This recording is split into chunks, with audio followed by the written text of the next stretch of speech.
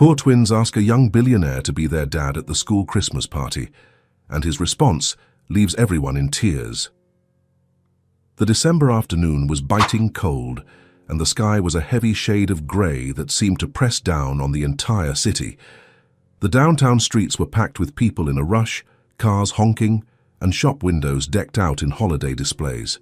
Red and gold garlands hung from the lampposts, and twinkling lights sparkled in every window. Everyone seemed to be in a hurry to get somewhere. At the entrance of the elementary school, two little girls waited alone. Ava and Nora Miller were 5 years old. They were identical twins with straight blonde hair that fell to their shoulders and clear blue eyes that shone even when they were tired. They wore old coats, a bit too large for them, and worn-out backpacks on their shoulders. They sat on the front steps, watching the other children leave with their parents. Some ran toward cars, others held their mothers' hands, chatting excitedly about the Christmas party happening in a few days. Ava kicked her legs, staring at the ground. "We won't be able to go, will we?" she asked softly. Nora gripped the strap of her backpack. "Mum said she has to work." Ava sighed. "All the other kids are bringing their dads." "I know." They fell silent, watching another family leave the school laughing. The father was carrying his daughter on his back, and the mother held a bag full of colorful craft paper. Nora looked at her sister. "We could ask someone to go with us." Ava furrowed her brow. "Who?" "I don't know. Someone nice." Ava didn't answer, but she started thinking. The truth was they didn't have many options. Their mother, Rebecca Miller, worked every day as a waitress at a diner downtown. She left home early, came back late, and was always exhausted. She did everything alone.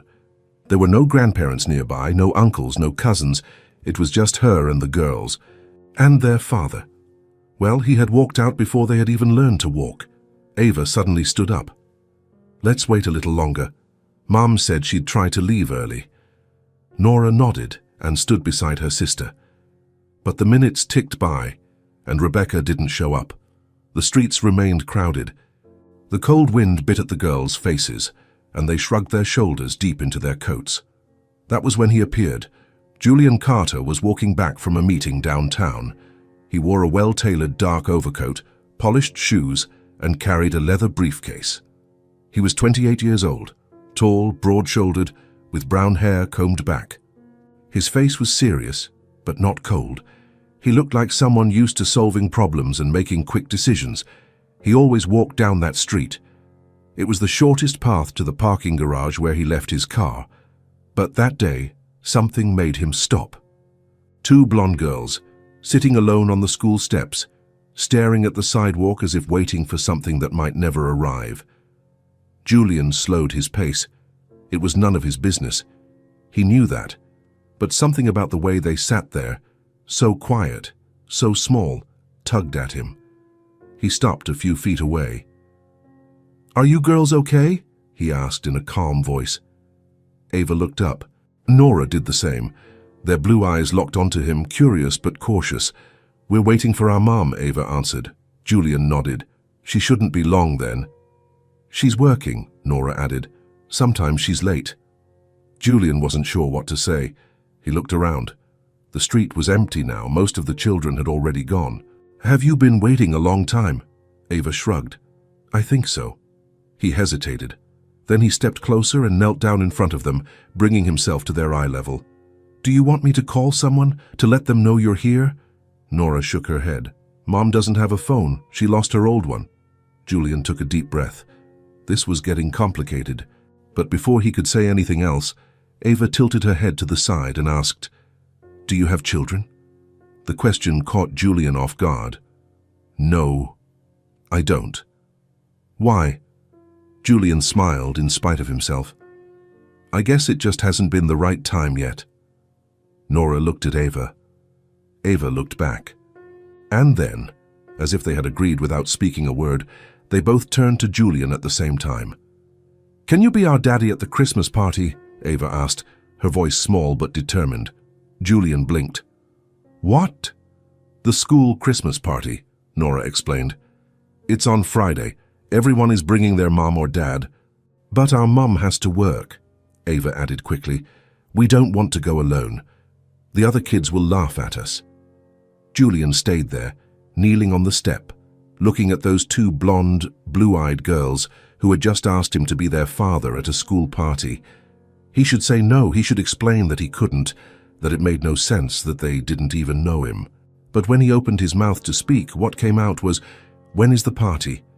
Ava's eyes lit up. "Friday, at 3 o'clock, Nora added anxiously. "Can you go?" Julian took a deep breath. This was crazy. He had meetings, commitments, a company to run. He didn't know these girls. He didn't know their mother. He had no obligation whatsoever. But he looked at their hopeful little faces, at the way they held their old backpacks, at their worn-out coats, and something inside him gave way. "All right," he said, "I'll go." The smile that broke across their faces was instant, huge, and full of pure joy. "Really?" Ava practically screamed. "Really," Julian confirmed, and he couldn't help but smile too. Nora clapped her hands. "You're so nice." Julian stood up, straightening his overcoat. "But I need to talk to your mom first, so she knows, okay?" The girls agreed quickly, still beaming. "She works at the diner," Ava said. "We can take you there." And before Julian could think twice, the two girls had already grabbed his hands, one on each side, and were pulling him down the sidewalk. Julian looked down at the small hands holding his and felt something strange in his chest. Something he hadn't felt in a long time. They walked 3 blocks to the diner. It was a simple place with formica tables and vinyl booths, the smell of coffee and grease in the air. There were a few scattered customers, and a blonde woman in an apron was wiping down a table near the window. She looked up when the door opened, and she froze. Rebecca Miller was 26 years old, but she looked older. Her blonde hair was pulled back into a messy ponytail, and she had deep circles under her blue eyes. Her apron was stained, and she held a cleaning rag in her hand. She looked at her daughters, then at Julian, and her face went pale. "Ava? Nora?" Her voice came out tense. "What? Who is this man?" Ava let go of Julian's hand and ran to her mother. "Mom, he's really nice. He's going to be our daddy at the Christmas party." Rebecca blinked, confused. "What?" Nora went to her as well. "We asked him to go to the party with us, and he said yes." Rebecca looked at Julian, and he saw the fear in her eyes, the fear of a mother who doesn't know what's happening, who doesn't know if her daughters are safe. Julian raised his hands slowly. "I know this looks strange," he began in a calm voice. "I was passing by the school and saw them alone. We started talking, and they told me about the party.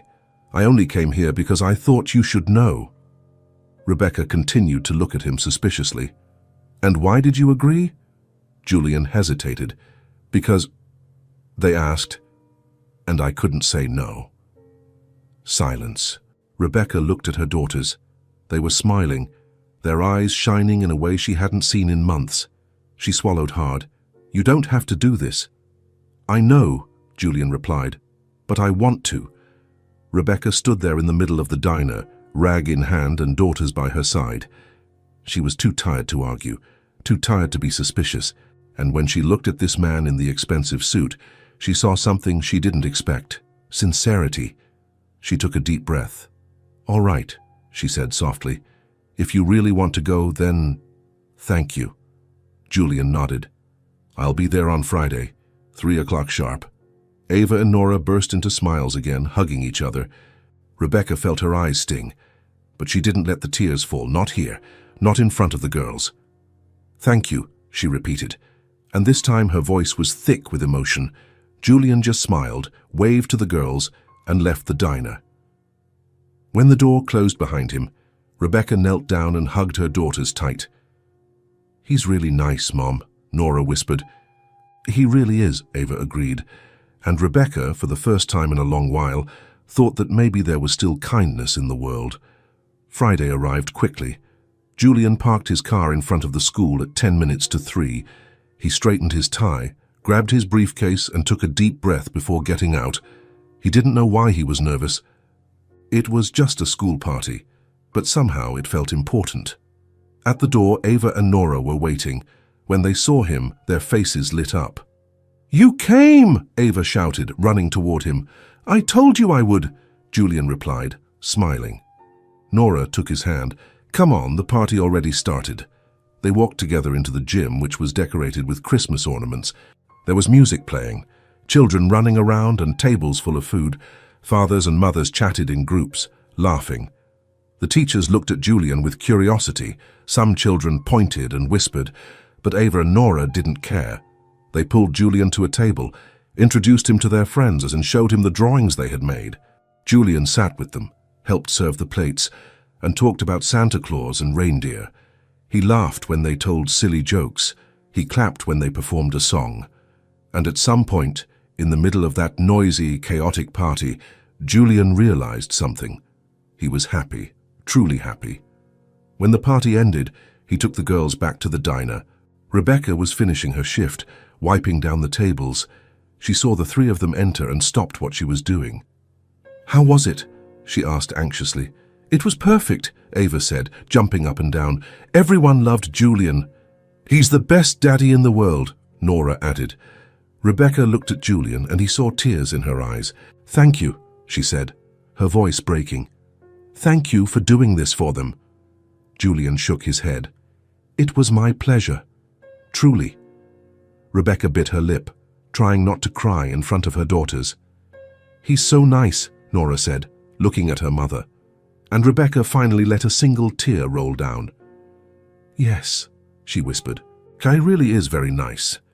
Julian stood there watching that small family and knew that something had changed inside him, something important, something he didn't know was missing until now. The following Monday started like every other day for Rebecca Miller. She woke up at 5:30 in the morning, made a quick coffee, woke the girls, helped them dress, made breakfast, packed their bags, and rushed to drop them at school before heading to work. The day was long, full of hurried customers, wrong orders, and small tips. When 3:30 in the afternoon rolled around, Rebecca looked at the clock on the diner wall and sighed. Time to pick up the girls. She grabbed her purse, told her boss she was leaving, and rushed down the sidewalk. Always rushing, always late, always tired. When she turned the corner of the school, she slowed down, and she stopped. Julian was there. He was at the school door, kneeling in front of Ava and Nora, talking to them. The girls were laughing at something he had said, swinging their backpacks. The afternoon sun hit their blonde hair, making it glow.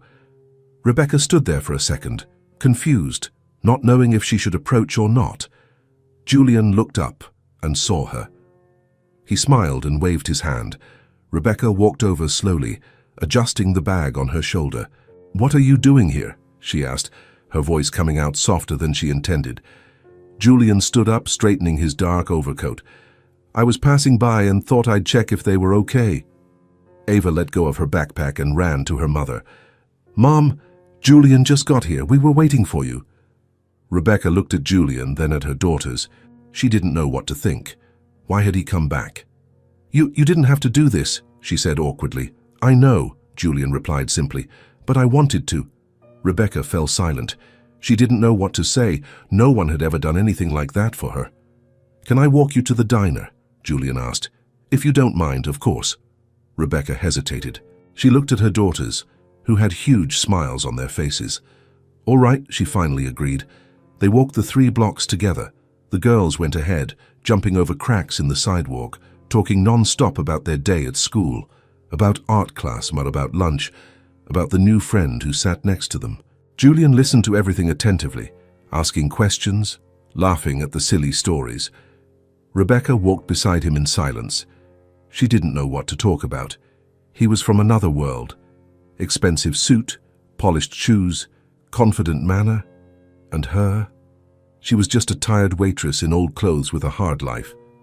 When they reached the diner, Julian said goodbye with a wave. "See you later, girls." "Bye, Julian," they shouted, waving back. He walked away down the sidewalk, hands in his overcoat pockets. Rebecca stood in the doorway, watching him disappear. "He's nice, right, Mom?" Nora asked, tugging on the hem of her apron. "Yes," Rebecca answered softly. "Yes, he is." On Thursday of that same week, Julian appeared again. Rebecca was rushing down the sidewalk. her hair flying loose, when she turned the corner of the school and saw him there, again, at the door, talking to the girls as if it were the most natural thing in the world. She slowed her pace, taking a deep breath and trying to fix her hair. "Are you going to make a habit of this?" she asked as she drew near. But her voice didn't have irritation, only curiosity. Julian shrugged, a slight smile on his face. Maybe. And he did. Every week, 2 or 3 times, Julian would show up at school pickup. He never gave warning, he simply appeared. And every time, he walked the 3 of them to the diner. At first, the walks were mostly silent. Rebecca didn't know what to say to him. She was afraid of saying something stupid, of sounding ignorant. He was a businessman, rich, successful, and she had barely finished high school. But the girls filled the silence. They talked non-stop, about everything and nothing, about school, about friends, about the drawings they had made, about the teacher who told a funny story, and Julian listened to it all. He didn't pretend to pay attention, he actually listened. He asked questions, he laughed with them. He seemed genuinely interested. Gradually, very slowly, Rebecca began to relax in his presence. One afternoon, while they were walking, Nora looked up and asked, "Julian, what do you do at work?" "I own an engineering firm," he replied, tucking his briefcase under his arm. "We design big buildings and bridges." Ava's eyes went wide, impressed. "Real bridges, like the big ones?" "Real ones," Julian confirmed, smiling. "Wow, that's so cool." Julian gave a low laugh. "It is cool, but it's a lot of work. A lot of meetings, a lot of numbers, a lot of problems to solve." Rebecca looked at him from the side, curious now. "Is that why you're always in a suit?" "More or less," Julian replied. "I like to look presentable. My adoptive father always said that first impressions are the ones that last." Nora swung her backpack on her back. "You look very important." Julian laughed again. "I try to be useful, at least." Rebecca felt something strange in her chest. That man could be doing 1,000 things, important meetings, business dinners, anything. But he chose to be here, walking on the dirty sidewalk with her and her daughters. Why? She still didn't fully understand. But she was starting to accept that maybe he really just wanted to be there. On a rainy Friday in December, Julian showed up with a large black umbrella. The sky was grey, and a fine but steady rain was falling. "Come on," he said, opening the umbrella over the girls. "No one's getting wet today." Ava and Nora laughed, huddling under the big umbrella. Rebecca stayed a bit behind, letting the fine rain dampen her hair and shoulders. Julian looked back and saw her there, getting wet. "Rebecca, come on, there's room for everyone." She hesitated. Then she took a few steps and stood under the umbrella too. The 4 of them walked together. The space was tight. Rebecca and Julian's shoulders brushed lightly with every step. The girls jumped into puddles, laughing loudly and making noise. Rebecca looked sideways at Julian. He was looking straight ahead, holding the umbrella firm. "Why do you do this?" she asked softly, almost unintentionally. Julian didn't answer right away. He kept walking, thinking, "Because I like it," he finally said in a calm voice. "I like being with them, with you." Rebecca felt her heart give a strange skip in her chest. "But why? You don't even know us properly." "We're nothing to you." Julian stopped walking. The girls kept going ahead, distracted by the rain and the puddles. He turned to Rebecca, the umbrella still open over both of them. "Maybe I'm getting to know you now," he said, his eyes fixed on hers. "And maybe you're more important than you realize." Rebecca held his gaze for a second. She felt her face heat up. Then she looked away, biting her lip. They continued walking in silence, and for the first time in a long while, Rebecca felt something different inside her chest. She wasn't alone. Someone was there, someone who showed up, someone who truly cared. In the following weeks, Julian kept appearing, every week.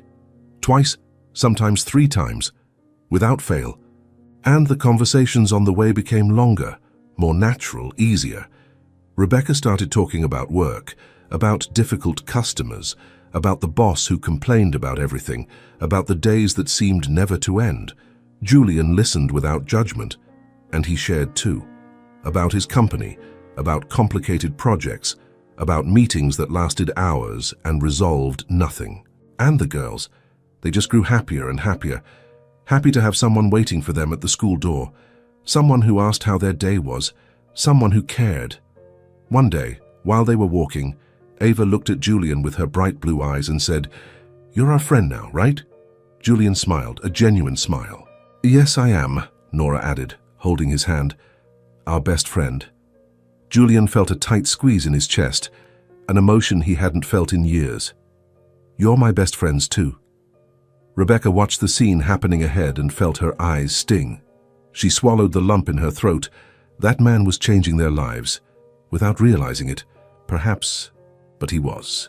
He was building something with them, slowly, brick by brick, without rush, but building nonetheless, a bond, trust, something solid. And when Julian said goodbye that day, waving to the girls before walking away, Rebecca stood at the diner door, watching him disappear around the corner. "He's coming back next week, right, Mom?" Ava asked, tugging on her apron sleeve. Rebecca looked at her daughter and smiled, a small but real smile. "Yes, he is."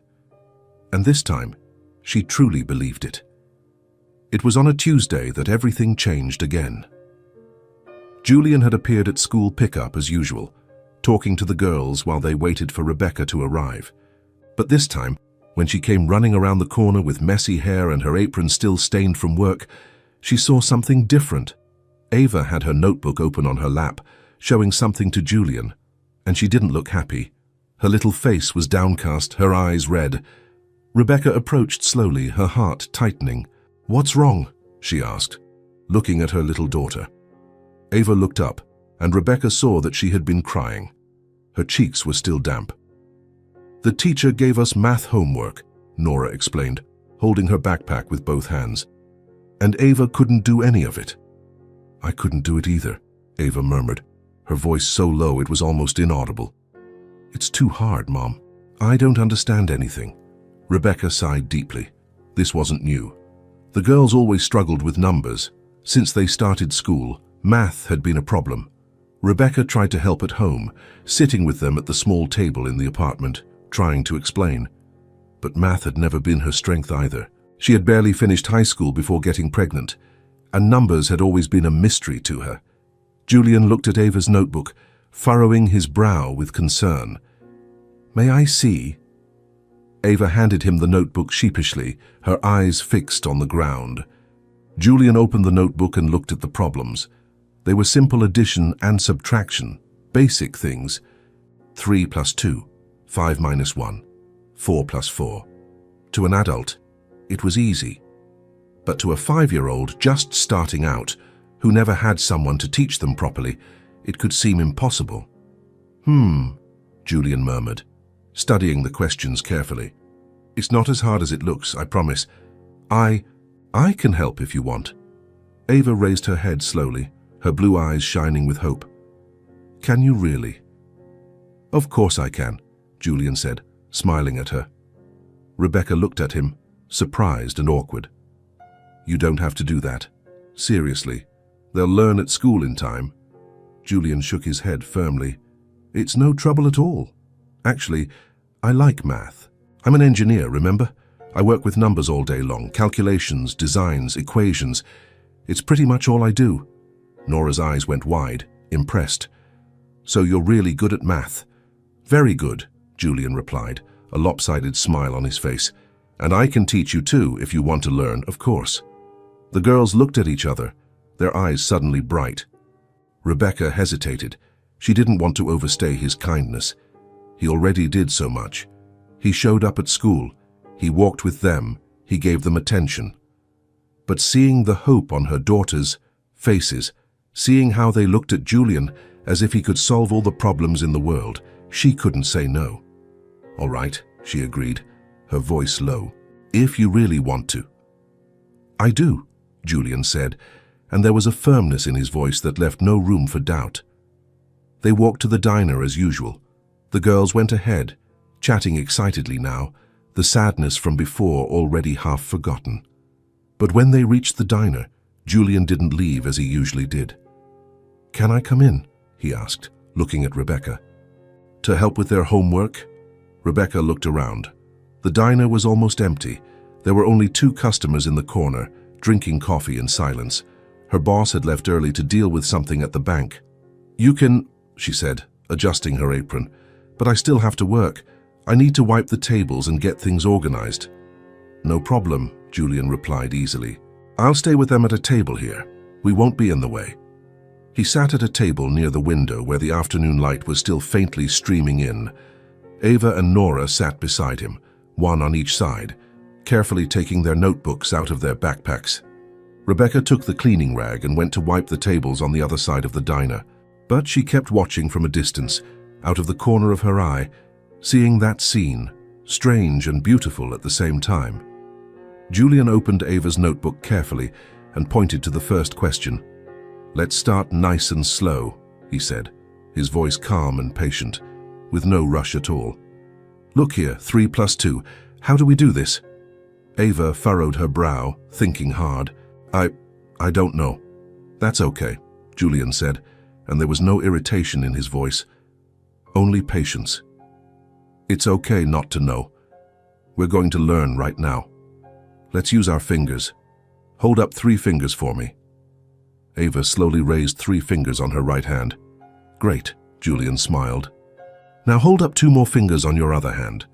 Ava raised 2 fingers on her left hand. "Perfect. Now count how many fingers you have up all together. All of them." Ava counted slowly, pointing to each raised finger with care. 1, 2, 3, 4, 5. "That's it!" Julian clapped once, excitedly. 3 plus 2 is 5. See how easy it is when we use our fingers. You did it! Ava smiled back, surprised at herself, a big, genuine smile. "I did it!" Nora leaned forward, excited now too. "What about my problem? Can I do it too?"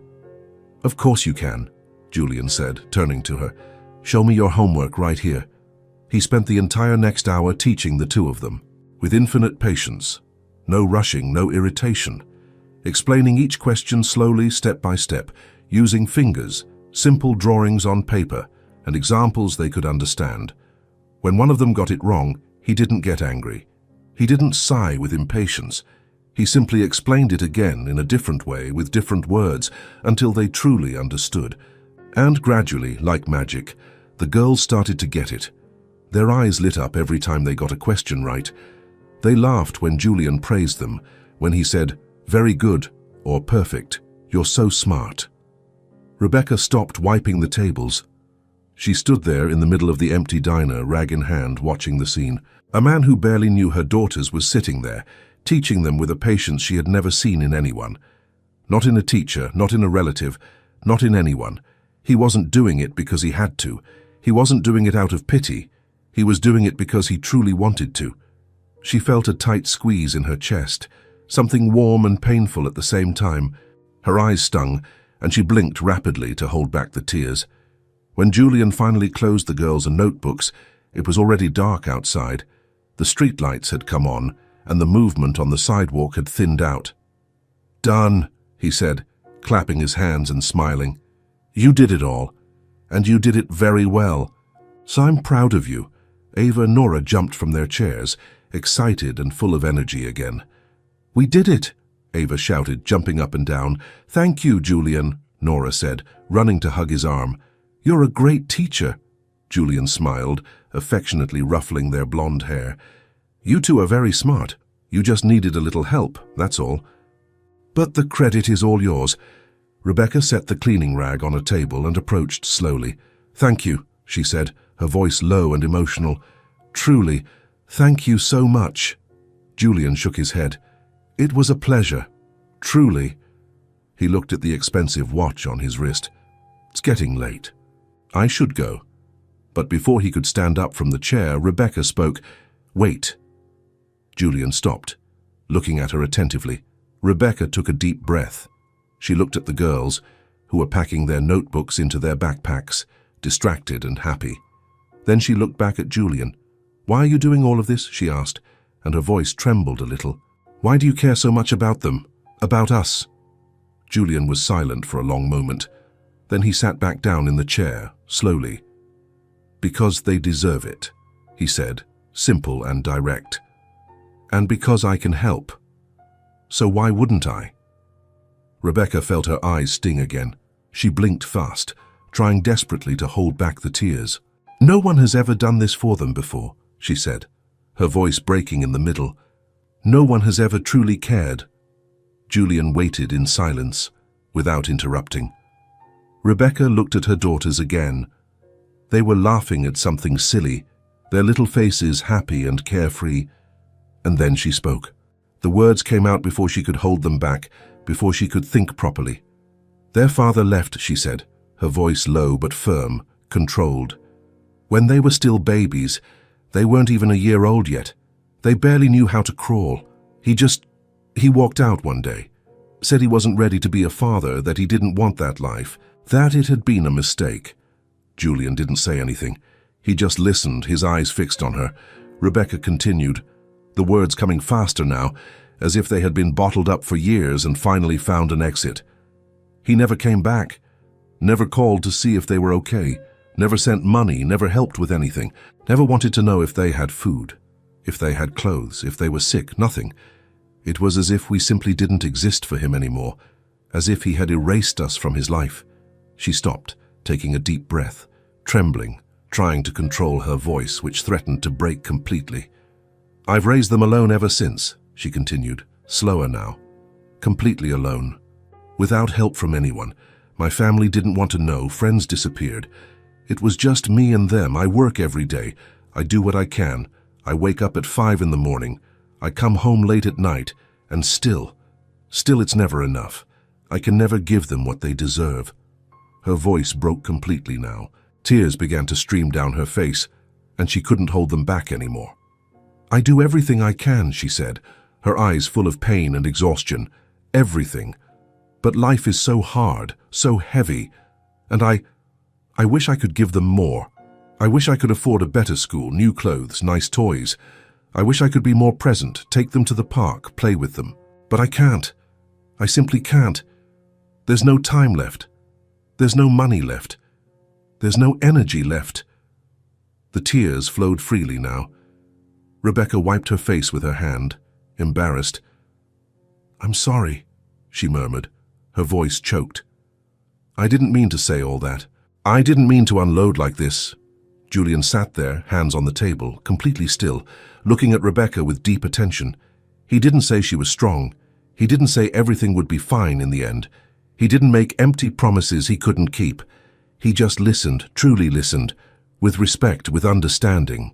And when Rebecca finally managed to raise her eyes to him, expecting to see pity or judgment, or that poor thing, look that everyone always had when they found out her story, she saw something else entirely. Respect. Deep, genuine, true respect. You are a good mother, Julian said, his voice low but firm as stone. The best kind of mother there is, because you didn't give up, because you fight every day, even when you're tired, even when it seems impossible, and they know that. They see what you do. They feel the love you have for them, and that is worth more than anything. Rebecca felt more tears flow, but this time they were different. Sometimes I feel like it's not enough, she whispered, that I should be doing more. It is enough, Julian said, his eyes locked onto hers without wavering. It is more than enough. You are giving them what truly matters in life. Love, presence, effort, dedication. That is worth infinitely more than anything money can buy. Believe me. Rebecca covered her face with her hands, trying to control the sobs rising in her throat. Julian didn't try to touch her. He didn't try to comfort her with pats on the back or empty words. He simply stayed there, present, solid, letting her feel what she needed to feel in her own time. After a few long minutes, Rebecca wiped her face with the back of her hand and took a deep breath, trying to compose herself. I'm sorry, she said again, her voice still trembling. You don't need to apologize, Julian replied firmly. Ever. You have nothing to apologize for. Rebecca looked at him, really looked, and for the first time in years, she didn't feel judged. She didn't feel small. She didn't feel inadequate. She didn't feel like a failure. She felt understood, seen, respected. and that changed something inside her. Ava and Nora came back to the table, their backpacks ready, excited. "Mom, look, we finished everything," Ava said, showing the notebook with pride. Rebecca smiled, even with her eyes still red and swollen. "See? I knew you two were capable, I always knew." Nora looked at Julian with those huge blue eyes. "Are you coming back tomorrow to teach us more?" Julian looked at Rebecca. She nodded, almost imperceptibly, a small movement of her head. "I'll be back," he said, smiling at the girls, "and we'll do more homework together. As many times as you need." The girls cheered, jumping and hugging each other, happy. Julian stood up, grabbed his leather briefcase, adjusted his overcoat, and said goodbye with a wave. When he stepped through the door and the bell chimed, Rebecca stood there in the middle of the empty diner, watching him walk away down the dark sidewalk, hands in his pockets, and for the first time in a long, long while, she felt something she had completely forgotten, the feeling of hope. Hope that maybe, just maybe, they weren't so alone in this world. Hope that someone truly cared. And that hope, small and fragile as it was, made all the difference in her weary heart. 2 weeks later, on a common Thursday, Rebecca was finishing tidying the kitchen of the small apartment when she heard the door burst open. "Mom! Mom!" Ava and Nora's voices shouted at the same time, excited. Rebecca dropped the dish towel in the sink and turned toward the door. The girls came running in, backpacks swinging on their backs, blonde hair flying. "What happened?" Rebecca asked, surprised by their excitement. "Did something happen?" Ava threw her backpack on the floor and ran to her mother, grabbing the hem of her apron. "The teacher talked to us today." Nora arrived right beside her, blue eyes shining.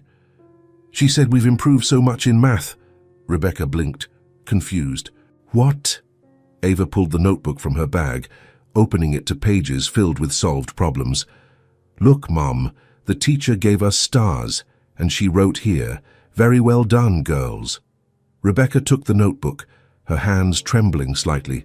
She looked at the pages. The problems were all solved with neat handwriting, and there were gold stars stuck at the top. And at the end of the page, in the teacher's beautiful handwriting, it said, "Excellent progress, congratulations." "And she said it in front of the whole class," Nora said, jumping up and down. "She said we were examples of hard work."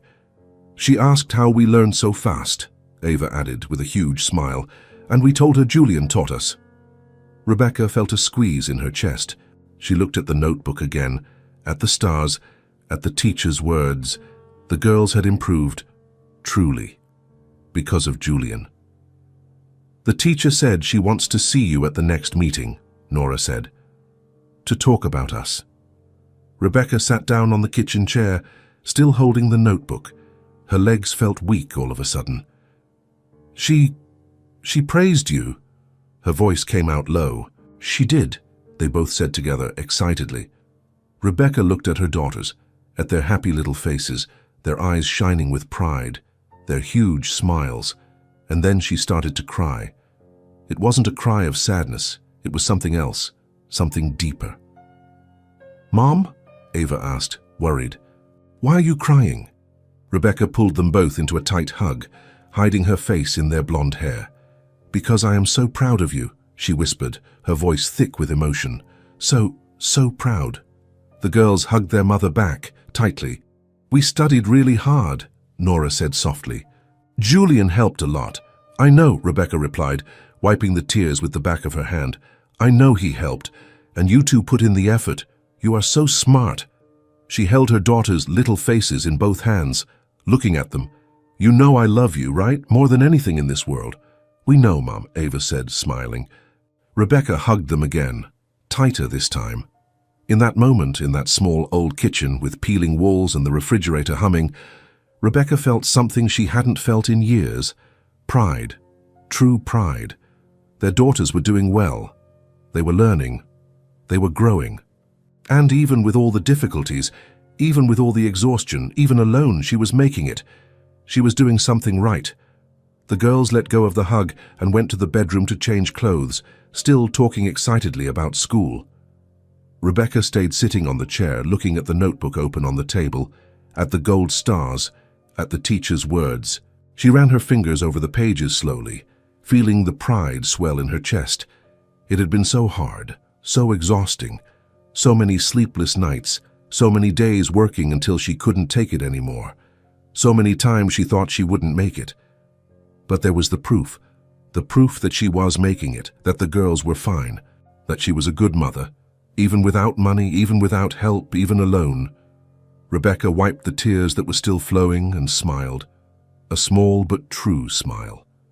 She picked up the notebook carefully, as if it was something precious, and went to the girls' room. Ava and Nora were sitting on the floor taking off their school uniforms.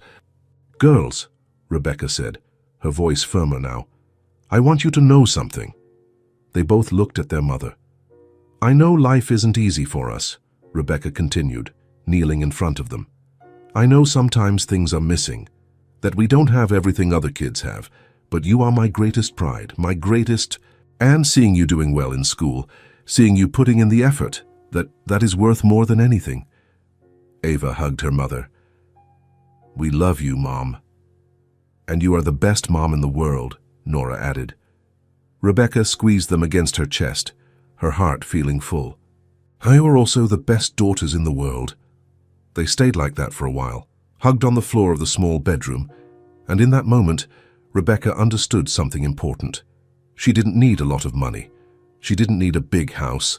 She didn't need expensive clothes or new toys. She only needed to do the best she could, and that was exactly what she was doing. And the girls felt it. They knew they were loved. They knew their mother fought for them every day, and that was enough. More than enough. That night, after the girls fell asleep, Rebecca sat in the small living room, looking at the notebook open in her lap. She ran her fingers over the gold stars again and smiled to herself in the dark. Even alone, even tired, even without anyone to help for so long, she was making it. She was raising two good, smart, hard-working girls, and that, in the end, was all that mattered. Rebecca closed the notebook carefully and placed it on the shelf in a special spot where she could see it. That would be kept forever, a reminder that she was capable, that she was doing it right, that the effort was worth it. And when she lay in bed that night, for the first time in a long while, Rebecca slept in peace, with a smile on her face and a light heart, because her daughters were okay, and she was doing everything right. The following Saturday, Rebecca was cleaning the living room when there was a knock at the door. She furrowed her brow. No one ever knocked on her door on Saturdays. In fact, no one ever knocked on her door, period. "Who is it?" she asked, approaching slowly. "It's me, Julian." Rebecca stopped, surprised. She looked at the old clothes she was wearing, at her hair tied up haphazardly, at the messy apartment. She opened the door slowly. Julian was there, but he looked different. No suit, no tie. He was wearing jeans and a simple shirt. He looked younger that way, more relaxed. "Hi," he said, smiling. "Sorry to show up without calling, but I was thinking, do you have plans today?" Rebecca blinked. "Plans?" "Yeah," Julian continued. "I thought I'd take the girls out. To the park. Get some ice cream. Nothing too special, just an outing. If you'll let me, of course." Rebecca was speechless for a second. You want to take them out?" "I do," Julian answered. "And you too. All three of you. If you want to come." Before Rebecca could answer, Ava and Nora came running out. "Julian!" they shouted, jumping around him. "Hey, girls!" he said, laughing. "So, do you want to go to the park today?" "Yes," they both shouted together. Julian looked at Rebecca, waiting for her answer. Rebecca hesitated. She had a mountain of things to do. Laundry to wash, the apartment to clean, food to prepare. But seeing her daughter's eyes shining, seeing the expectation on their little faces, she couldn't say no. "All right," she agreed softly. "Let's go." The girls cheered, running to the bedroom to change clothes. 20 minutes later, the four of them were walking down the street toward the park. The day was beautiful, with sun and blue sky. There were people on the sidewalk, shops open, children playing. Ava and Nora went ahead, skipping and laughing, holding hands. Rebecca walked beside Julian, silent at first. She didn't know what to talk about. She wasn't used to this, to outings, to free time, to someone wanting to spend their Saturday with her and her daughters. "Has it been a long time since you've been out for a walk?" Julian asked, looking at her. Rebecca shrugged. "It has. I work almost every weekend. When I'm off, I'm usually too tired to go out." Julian nodded, without judgment. "Then today's a good day to change that." Rebecca looked at him sideways and smiled unintentionally. The park wasn't big, but it was nice. It had trees, green grass, and some old but functioning playground equipment. Other families were there, children running around, parents sitting on benches. Ava and Nora ran straight for the swings. "Mom, Julian, look!" Ava shouted, climbing onto a swing. "Be careful!" Rebecca shouted back, but she was smiling. Julian approached and started pushing Nora's swing. Slowly at first, then harder, making her laugh out loud. "Higher!" "Higher?" Nora asked, laughing. Rebecca stood there, watching the scene. Julian pushing the swing, the girls laughing, the sun hitting their blonde hair. It seemed so normal, so simple, so right. She felt something warm in her chest. "Aren't you going to swing too?" Julian asked, looking at her. Rebecca laughed. "Me? I'm way too old for that." "You're never too old to swing," Julian replied, smiling. Rebecca shook her head, but she went to the empty swing next to Ava. She sat down, gripping the chains, and started swinging slowly. The girls laughed, seeing their mother swinging too. "Go, Mom," Ava shouted. Rebecca swung harder, feeling the wind on her face, and then she laughed. A spontaneous, free laugh that came out without her even thinking. Julian looked at her and smiled. After the swings, they went to the ice cream shop on the corner of the park. It was a small, simple place with a few plastic tables on the sidewalk. "Pick whatever flavor you want," Julian said, looking at the girls. Ava and Nora pressed their faces against the glass of the freezer, looking at all the flavors intently. "I want chocolate," Ava said. "I want strawberry." Nora chose. Julian looked at Rebecca. "And you?" "I don't need any," Rebecca started. But Julian interrupted. "That wasn't what I asked. Which flavor do you want?" Rebecca hesitated. Then she smiled. "Vanilla." They sat at a table on the sidewalk, eating ice cream. The girls licked their cones fast, making noise, laughing when the ice cream dripped down their hands. Rebecca ate hers slowly, savoring it. It had been so long since she had ice cream. So long since she had done anything just for pleasure. "Is it good?" Julian asked. "It is," Rebecca answered, and it was true. Ava looked at Julian, her face all smeared with chocolate. "You're our best friend, you know." Julian smiled, wiping her face with a napkin. "You're my best friends too." Nora swung her legs on the chair. "We could do this every Saturday." Rebecca opened her mouth to say it wasn't possible, that she worked, that it was complicated. But Julian answered first. "We could. If you want to, we will." The girls cheered, and Rebecca felt her heart tighten again. When they finished their ice cream, they went back to the park. Julian played tag with the girls, running after them, making them laugh non-stop. Rebecca sat on the bench, watching it all, watching her daughters happy, watching them run free, watching them completely trust this man who had appeared in their lives out of nowhere. And she realized something important. They felt safe with him, truly safe. They weren't afraid. They didn't doubt. They knew Julian wasn't going to hurt them, that he was there because he wanted to be, that he cared. And Rebecca, she was starting to feel the same. As the sun began to set, they walked home slowly. The girls went ahead, tired but happy, talking softly.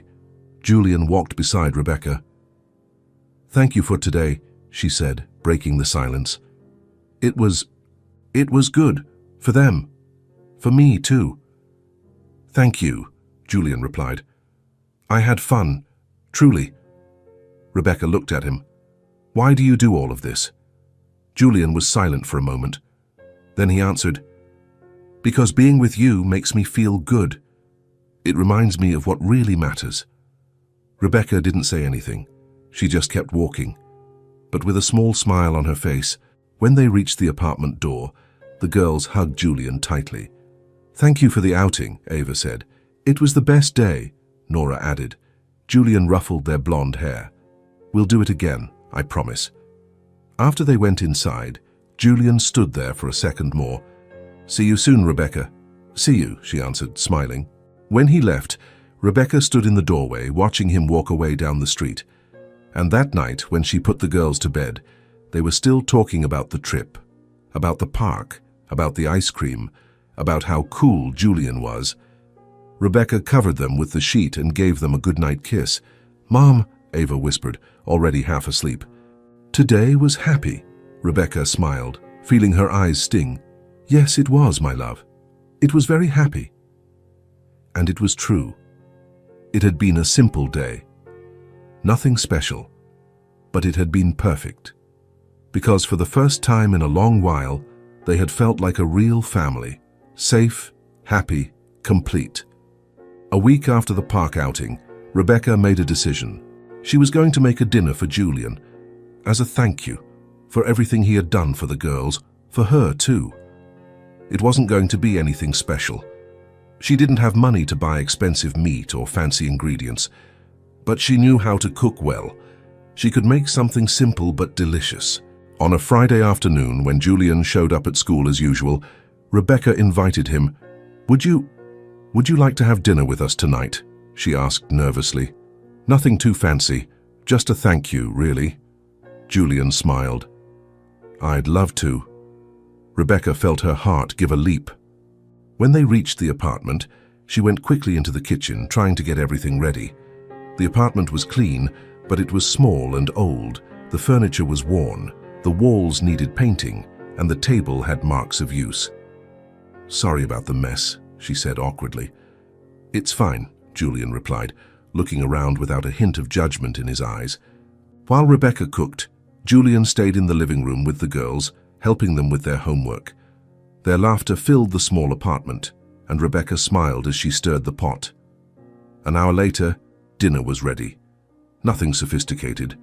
Rice, beans, roast chicken, and a salad. Simple food, but made with love. They sat at the table. The girls talked excitedly, telling stories about their day at school. Julian listened intently, asking questions and laughing at their tales. Rebecca observed everything in silence, feeling something warm swell in her chest. After the girls finished eating, they asked to go play in their room. Rebecca let them, and suddenly the kitchen went quiet. Just her and Julian at the table. The silence wasn't uncomfortable, but Rebecca felt she needed to speak, that there were things she wanted to say. "Julian," she began, her voice low, "I wanted to thank you, truly, for everything you've done for them." "For me?" Julian shook his head. "You don't need to thank me." "I do," Rebecca insisted, her eyes becoming bright. Because I always had this fear of not being enough for them." Julian remained silent, listening. Rebecca continued, her words coming slowly but firmly. "Since their father left, I've always felt like something was missing, that they needed more than I could give. I've always been both mother and father at the same time, you know? I had to be strong, I had to work, I had to teach, I had to care, all alone. And there was always that fear that I wasn't doing enough." Her voice trembled a little. His absence weighed on everything, on every decision, on every hard day, on every moment I looked at them and thought, do they miss having a father? Will they grow up feeling like something was missing? Rebecca wiped away a tear that escaped. "I always wanted to give them everything, but I never had the means. And that hurts a lot." Julian was quiet for a long moment. Then he spoke, his voice calm and sincere. "Rebecca, look at me." She raised her eyes. "You are the strongest person I've ever met," Julian said, his eyes fixed on hers. "What you do every day, alone, without help, without rest, it's incredible. And they know that. They feel the love you have. They see the effort you make." Rebecca felt more tears flow. "Sometimes it doesn't feel like it's enough. But it is," Julian said firmly. "You are mother and father. You are everything to them, and you're doing an incredible job." He hesitated, then continued. "I'm not here to take anyone's place. I'm not trying to be their father. I'm only here because I want to be. Because you two are important to me." Rebecca looked at him, and something shifted inside her. It was the first time someone recognized what she did. The first time someone saw the strength she had to have every single day. "Thank you," she whispered, "for understanding, for not judging." "I would never judge you," Julian replied. "I only admire you." The silence that followed was different, deeper, more intimate. Rebecca felt that something had changed between them. It wasn't just gratitude, it wasn't just friendship. It was something more, something that was growing slowly, without rush. But it was there. Julian helped wash the dishes afterward. They stood side by side at the small sink, talking softly about simple things. About his work, about hers, about the girls, about life. And Rebecca realized she was laughing, truly laughing. Feeling light. When Julian left, it was already late. The girls were asleep, and the house was quiet. Rebecca stood at the door, watching him go. "Good night, Rebecca," he said, smiling. "Good night," she replied. And when she closed the door, Rebecca leaned against it for a second, closing her eyes. For the first time in years, she didn't feel alone. There was someone who saw her, who understood her, who admired what she did, and that changed everything. Rebecca went to her room, lay down in bed, and for the first time in a long while, fell asleep with a smile on her face, feeling that maybe, just maybe, life was starting to get better, that she deserved this, that the girls deserved this, and that Julian somehow had become a part of their lives in a way she never imagined possible, without rush, without force, just naturally. As it should be. 2 weeks after the dinner, on a rainy Saturday afternoon, Julian was sitting in Rebecca's small living room. The girls were playing in their bedroom, and Rebecca had just served coffee to the two of them. They were talking about simple things when Julian suddenly went quiet, staring at the cup in his hands. Rebecca noticed the change. "Are you okay?" she asked. Julian raised his eyes to her. "I am. Just... there's something I never told you. About me." Rebecca leaned forward slightly, curious. "What?" Julian took a deep breath. "I was adopted." Rebecca blinked, surprised. She hadn't expected that. "You were?" Julian nodded, looking back at his cup. "When I was 4 years old, my biological parents, they couldn't take care of me. I don't know all the details. I never wanted to know much. I just know they left me at a shelter." He paused, choosing his words. "I was there for a few months. It was a sad place, full of lost, scared children. I remember not really understanding what was happening. I just knew I was alone." Rebecca remained silent, listening intently. "Until one day, a couple showed up," Julian continued, and a small smile appeared on his face. Carter was their last name. They were wealthy, successful, but they couldn't have children. So they decided to adopt. He raised his eyes to Rebecca. "And they chose me." Rebecca felt a squeeze in her chest. "They took me to their house. A huge house, full of things I'd never seen. They gave me a room all my own, new clothes, toys, but more than that. They gave me love, attention, care." Julian's voice became lower, more emotional. "They put me in a good school. They taught me everything. They supported me in every decision. They paid for my engineering degree. They helped me start my first company. They never treated me like I was different because I was adopted. They never made me feel like I wasn't their real son." Julian cleared his throat, clearly moved. "My adoptive father passed away 3 years ago. Cancer. And my adoptive mother lives in another state now with her family. But I will never forget what they did for me. Never." Rebecca felt her eyes sting. "They saved you." "They did," Julian agreed, looking straight at her. "They gave me a life I never would have had. Opportunities, education, love, everything." He paused again, taking a deep breath. "And since they adopted me, since I grew up and understood what they had done for me, I've always had a dream." "What dream?" Rebecca asked softly. "To adopt a child," Julian said, his voice firm now. "To give to another child what they gave to me, to give back in some way. to make a difference in someone's life the same way they made a difference in mine. Rebecca was speechless. Julian leaned forward, his eyes fixed on hers. When I saw Ava and Nora alone at that school, when they asked me to be their father at the Christmas party, something inside me woke up, Rebecca. Something that had been waiting for years. His voice grew more intense. I connected with them in a way I didn't expect. In a deep way. Every time I see them, every time I teach them math, every time I hear them laugh, I feel that this is it. This is what I've always wanted to do.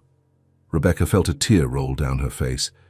Julian, I want to do for them what was done for me, Julian said, his voice trembling slightly now. I want to provide opportunities. I want to provide education. I want to provide security. I want to be present. I want to be someone they can rely on. He paused, taking a deep breath. I'm not trying to replace anyone. I know you're their mother. I know you do everything for them, but I want to help. I want to be here. I want to be a part of their lives. If you'll let me... Rebecca covered her face with her hands, sobs coming out uncontrollably now. Everything made sense all of a sudden. Why he had stopped that day. Why he had agreed to go to the party. Why he kept showing up. Why he cared so much. It wasn't pity. It wasn't charity. It was purpose. It was gratitude transformed into action. Julian stood up and approached her, but he didn't try to touch her. He just stood there, close. I'm sorry if I said too much, he said softly. I needed you to know. I needed you to understand why I'm here. Rebecca wiped her face with trembling hands and looked at him. You really want to do this? Her voice came out broken. To be in their lives. For real? For real, Julian answered without hesitation. With everything I have, with all that I am. Rebecca stood up, still trembling, and did something that surprised them both. She hugged Julian. It was a tight hug, desperate, full of built-up emotion. Julian was surprised for a split second, but then he returned the hug, holding her gently. Thank you, Rebecca whispered against his shoulder. Thank you for choosing them, for choosing us. Julian tightened the hug a little more. Thank you for letting me be here. They stayed like that for a long moment. Two adults who had been through different pains, who had different stories, but who were now united by something greater, by the love for two small girls with blonde hair and blue eyes. When they pulled away, Rebecca wiped her face again and smiled, even with red eyes. They're going to be so happy when they find out. Find out what? Ava's voice came from the bedroom door. The two girls were standing there, looking curious. Rebecca looked at Julian. He nodded. Come here, girls, Rebecca called, opening her arms. Ava and Nora ran to her, and Rebecca hugged them tight. Julian has a very beautiful story to tell you, she said, looking at him. Julian knelt in front of the girls, at their eye level. When I was little, about your age, a family chose me, he began in a calm voice. And they changed my whole life. They gave me love, care, and opportunities. The girls listened intently.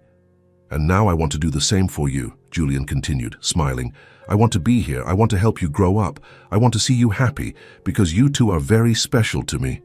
Ava looked at Nora. Nora looked back, and then both of them jumped on Julian at the same time, hugging him tightly. We love you, Julian, Ava said, her voice muffled against his shoulder. You're the best, Nora added. Julian closed his eyes, hugging the two little ones, feeling something deep and true in his chest. This was real. This was right. He had found what he had been looking for his whole life. Rebecca watched the scene, tears flowing freely now, but they were good tears. For the first time, she wasn't alone in that fight. For the first time, there was someone by her side who truly wanted to be there, and that changed everything, absolutely everything. In the days following Julian's revelation, something shifted in the dynamic between them. It wasn't anything dramatic. There were no long talks about what it meant. It was something natural that happened gradually, like water shaping stone. Julian began to appear more often, not just at school pickup, but at other times too. At the grocery store, helping Rebecca carry heavy bags. At the apartment, fixing a faucet that had been dripping for months. At the building's laundry room, helping fold clothes while they talked.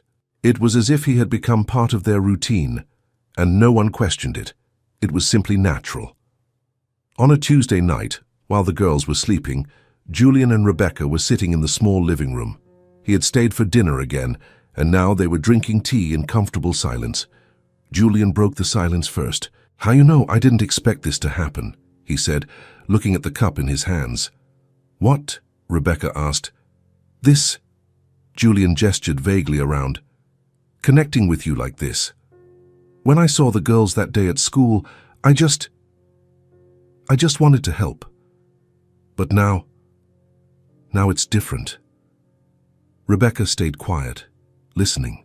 "Now I can't imagine my life without being here," Julian continued, looking at her.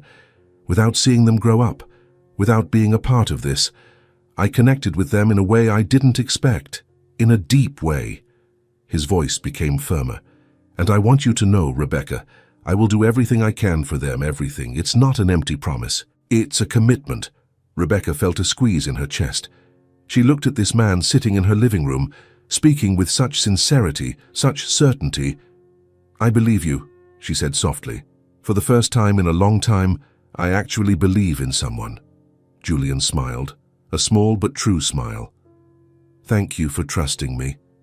Rebecca shook her head. "Thank you for earning that trust."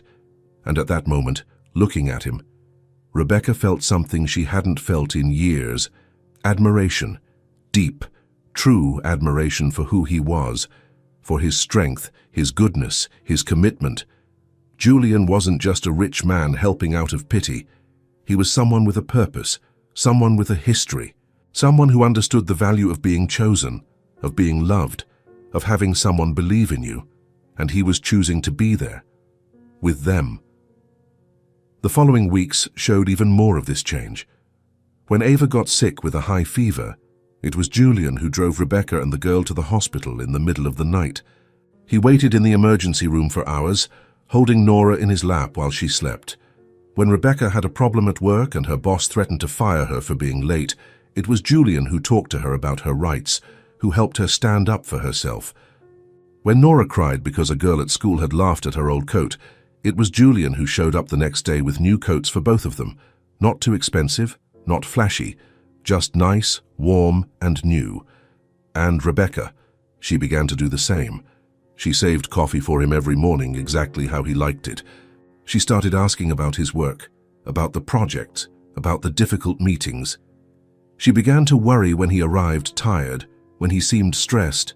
They became partners, not dating yet, not officially, but partners in raising the girls, partners in daily life, partners in decisions, worries, and joys. On a Thursday, the school teacher asked to speak with Ava and Nora's guardians. Rebecca got nervous, thinking it was something bad. "I'll go with you," Julian said when she told him. "You don't have to," Rebecca started, but he interrupted. "I want to go. We're a team now, remember?" Rebecca smiled and agreed. They went to the meeting together. They sat side by side in the teacher's small office while she flipped through papers. "I wanted to talk to you about the girls' progress," the teacher began, and then she smiled. "They've improved so much, especially in math. They're among the best in the class now." Rebecca felt her eyes fill with tears. "Really? Really?" the teacher confirmed. "And it's not just the grades. They're more confident, more involved. They're happy at school. Whatever you're doing at home is working perfectly." She looked at Julian and Rebecca. "You two make a great team as parents." Rebecca and Julian looked at each other.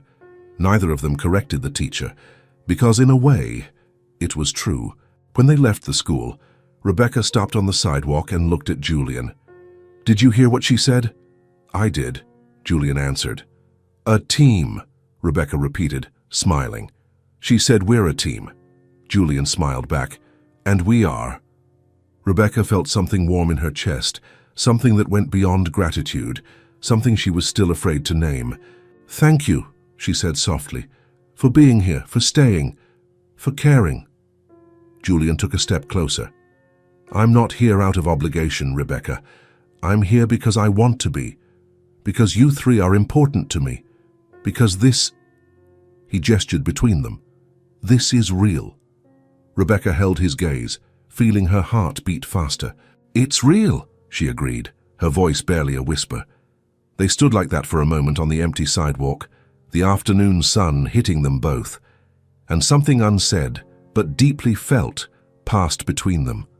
It wasn't just about the girls anymore. It was about them too, about what was growing there, slowly but steady, about how two wounded adults, each with their own story of abandonment and struggle, were finding healing in each other. When they returned home that day, the girls noticed something different. "You're happy today," Ava observed, looking at her mother and Julian. Rebecca smiled. "We are." "Why?" Nora asked, curious. Julian knelt in front of them. "Because the teacher said you're doing very well in school, and because being with you makes us happy." The girls smiled and hugged him, and Rebecca, watching that scene, realized something important. She didn't just admire what Julian did, she admired who he was, and she was beginning to feel something deeper for him. Something that scared her a little, but also felt right, natural, inevitable. They had become partners without even realizing it, and maybe, just maybe, they were becoming something more. 3 months later, on a Sunday morning, Rebecca woke up early and went to the kitchen to prepare coffee. She was setting the cups on the table when she stopped. 4 cups. She was setting 4 cups automatically, making coffee exactly how Julian liked it, setting out the toast he preferred. Rebecca looked toward the living room. Julian was sleeping on the sofa, covered with an old blanket. He had stayed late helping the girls with homework and ended up too tired to go home. This was happening more and more often. Julian slept there 3-4 times a week. He arrived early in the morning for breakfast. He took the girls to school. He picked them up when Rebecca couldn't. He had dinner with them every night. He helped with homework. He put the girls to bed. Rebecca looked around. There was a toothbrush of his in the bathroom, clothes on the line, shoes by the door, a briefcase leaning against the wall. She sat down, her heart racing. They were already living like a family. The routine was established. The girls woke up looking for Julian. They ran to hug him. They told him secrets. They asked his opinion on everything, and Rebecca consulted him on decisions, shared her worries, laughed with him, cried with him, trusted him completely. They were already a family in everything but name. That afternoon, after the girls went out to play, Julian asked to talk. There was something different about him, a seriousness. They sat in the living room, facing each other. Julian took a deep breath, clearly nervous. "Rebecca, I need to say something important," he began. She nodded, waiting. "These months with you have been the best of my life," Julian said. "Every day, every moment. I wake up happy because I know I'll see you." He paused. "And I've realized something. We already live like a family. The routine is set. The girls see me as a father. You and I are partners in everything." Rebecca felt her eyes sting. Julian leaned forward. "So I want to make it official. I want to form a real family with you. I don't want to be just the friend who stops by anymore. I don't want to sleep on the sofa and leave. I want to be here. Completely. Forever." His voice trembled. "And I want to ask your permission to adopt Ava and Nora officially. I want to register them as my daughters. I want the legal right to care for them, to protect them. I want them to have my last name. I want the world to know they are my daughters." Rebecca covered her mouth, tears streaming down. "It's not out of obligation," Julian continued quickly. "It's not charity. It's love, Rebecca. True love. I love those girls as if they were mine. As if they always had been." He paused, trembling. "And I love you too. I love you deeply. As a woman, as a mother, as a partner, I fell in love with you bit by bit, every single day." Rebecca sobbed, unable to hold it back. "I want to build a life with you," Julian said, his voice breaking. "A real family, based on choice, on love.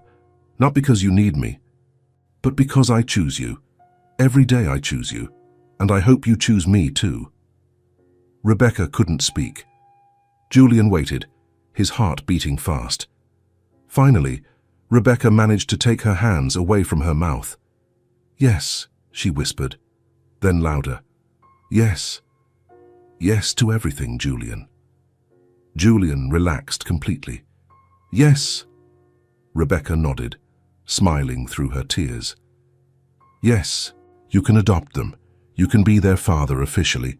Because you already are. You're already the father they never had. You're already everything to them. To me, too. Her voice broke. And I love you, too. I love you so much it hurts sometimes. So much I'm afraid I'll wake up and find out it was a dream. Julian stood up quickly and pulled Rebecca close, hugging her tight. She buried her face in his shoulder, crying, letting it all out. "Thank you," Julian whispered. "Thank you for letting me be a part of this, for choosing me." "Thank you for choosing us," Rebecca replied, "for choosing us when nobody else did." They stayed like that for a long time, hugged, crying together. When they pulled apart, Julian held her face and kissed her. It was a gentle kiss, then it deepened, full of promise of the future. When they told the girls, Ava and Nora didn't quite understand at first. "Is Julian going to live with us?" Ava asked. "Better than that," Rebecca said. "He's going to be your daddy for real, officially." Julian knelt in front of them. "I'm going to legally adopt you," he explained. "You'll have my last name. You'll be my daughters, and I'll be your daddy, forever." "Forever and ever?" Nora asked, her voice small. "Forever," Julian promised. "I swear, I'll never leave. I'll never abandon you." The girls jumped on him at the same time. "Daddy!" Ava shouted. "You're our daddy!" "Daddy!" Nora repeated, laughing and crying. Julian closed his eyes, hugging the two little ones, feeling his heart explode. "My girls, my daughters, mine forever." Rebecca watched with her hands over her heart, crying. Her family. Finally, after so much time fighting alone, she had a real family, complete, chosen, based on love, not by necessity, not out of desperation, but by pure choice. Because Julian was good, because he truly loved the girls, because he made her feel seen, valued, and loved, and because she loved him too. They had built a family, not by blood ties, but by the ties of choice, and those were the strongest ties of all. That night, when she lay in bed, Rebecca stayed awake looking at the ceiling, thinking about all that had happened, about how life had changed, and for the first time in years, she fell asleep with a smile on her face, with peace in her heart, with hope for the future, because she finally had found where she belonged. She had found her family, and that family, built with love and choice, was forever. 2 months had passed since Julian asked to officially adopt the girls. It was 2 months of paperwork, lawyers and interviews with social workers. Julian handled everything with dedication, never complaining, always patient. And finally, on a Tuesday morning, they went to the courthouse. When they walked out, Ava and Nora Miller had officially become Ava Carter and Nora Carter. The girls held the new documents as if they were treasures. "Look at our new name," Ava shouted to everyone on the street. "We have Daddy's last name," Nora said, jumping for joy. Rebecca and Julian walked behind, holding hands and smiling. "Thank you," Rebecca whispered, squeezing his hand. "For what?" Julian asked. "For making them officially yours." Julian stopped and held her hands. "You two gave me this. You gave me purpose. You gave me a family. I'm the one who should be thanking you." Rebecca smiled and kissed him right there in the middle of the sidewalk. A week later, Julian called Rebecca and the girls to the living room. "I have a surprise for you," he said, with a mysterious smile. The girls sat down, curious. Rebecca stood by their side. Julian pulled an envelope from his pocket and handed it to Rebecca. "What is it?" "Open it." Rebecca opened it slowly. Inside was a key and official papers. She looked at the documents. They were for a house, recently purchased. "Julian, what is this?" He knelt in front of the three of them. "I bought a house. For us. For our family." Rebecca's eyes went wide. "You bought a house?" "I did. It has 3 bedrooms, a large living room, a spacious kitchen, and a backyard with grass. It's in a good neighborhood, near a better school. I want us to move. I want us to start our lives together, in a place of our own." Rebecca covered her mouth, her eyes filling with tears. "Julian, I don't know what to say." "Say yes. Say you want to live with me. Build our life together." Rebecca looked at the girls. They were excited. "Are we going to have a real house?" Ava asked. With a yard? Nora added. Rebecca looked at Julian, smiling through her tears. Yes, I want to very much, we do. Julian hugged the three of them at once. 2 weeks later, they were moving. When the car stopped in front of the house, the girls went silent, just staring. It was beautiful. A single-story, white house with blue accents, a small porch, large windows, and a well-kept garden. Is this our house? Ava whispered. Our real home, Julian confirmed. Forever. The girls ran out and stopped at the door, waiting. Julian opened the door slowly. Welcome to our new home. The girls ran inside and exploring every corner. The living room was spacious and full of light. The kitchen was modern. There were 3 large bedrooms, but the backyard drove them wild. It was small but lawned, with trees and space to play. Can we plant flowers, Daddy? Nora asked. You can do whatever you want, Julian replied. It's yours. The girls went running through the yard. Rebecca stood at the kitchen door, watching. Julian came from behind and hugged her. Are you happy? More than I ever imagined I could be. In the following days, they organized the house together. The girls helped decorate their room. They chose colors, decided where to put the furniture. They got new beds, new clothes, and new toys. Rebecca organized everything with care, flowers in the windows, photos on the walls, and colorful curtains. Julian set up an office in a corner of the living room, but he spent most of his time with the family. The new routine established itself naturally. Breakfast together every morning, talking about the day. Julian took the girls to their new school. Rebecca went to her new job that Julian helped her get, with a decent salary and normal hours. And every day they had dinner together. It was sacred. At 7 in the evening, everyone was at the table, sharing food and stories. After dinner, homework, Julian continued to teach math, but also other subjects. Rebecca helped with reading and writing. The girls' grades skyrocketed. They went from average students to the best in the class, but more important was their confidence, the certainty that they were capable, the joy of learning. The weekends were special. Saturday mornings were for pancakes. Julian taught the girls how to make them, letting them help. Saturday afternoons were for outings, the park, the movies, or just staying home and playing in the yard. Sundays were quiet, waking up late, long breakfasts, and reading in the living room. It was simple, but perfect. 3 months after the move, on a Saturday afternoon, Rebecca was at the kitchen window. In the yard, Julian was sitting on the grass with Ava and Nora. They had notebooks open. They were drawing together, some art project. Julian was holding a pencil, coloring. Nora was lying on the grass, focused. Ava proudly showed her drawing. Look, Daddy, is it pretty? It's beautiful, Julian replied. You have a lot of talent. Ava beamed at the praise. The sun hit the 3 of them, making the girls' blonde hair shine and illuminating Julian's smile. Rebecca watched in silence, her heart full. She thought about the whole journey to get there, about all the years of fighting alone, all the moments thinking she wouldn't make it, all the days crying from exhaustion. And now she was there in a beautiful house, seeing her daughters happy and safe, with a good man who loved them. Life had been transformed, not by magic, but by choice, by love, by commitment. Julian looked at the window and waved. Rebecca waved back, her heart overflowing. Mom, come here, Nora shouted. Daddy is teaching us how to draw clouds. Rebecca smiled. Daddy. So natural now. She went out and sat on the grass beside Julian. He put his arm around her shoulders and kissed her temple. Is everything okay? Everything is perfect. The girls continued drawing, talking excitedly.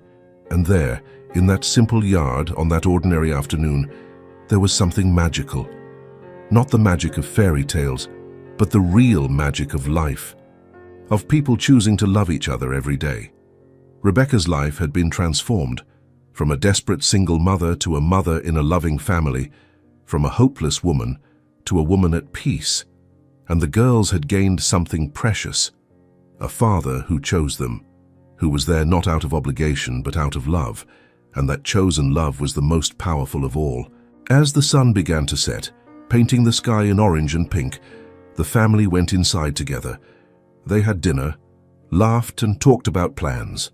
They put the girls to bed, reading stories and giving kisses. And when Rebecca and Julian lay down, exhausted but happy, she whispered, "Thank you for everything. Thank you for letting me be a part of it." They fell asleep in each other's arms, at peace and complete. And in that house, in that family built with love and choice, everyone was happy. Not because life was perfect, but because they had each other, and that was all that mattered. If this story touched your heart, subscribe to the channel and turn on notifications so you don't miss the next ones. Leave a like because it helps this story get recommended to more people. See you in the next story.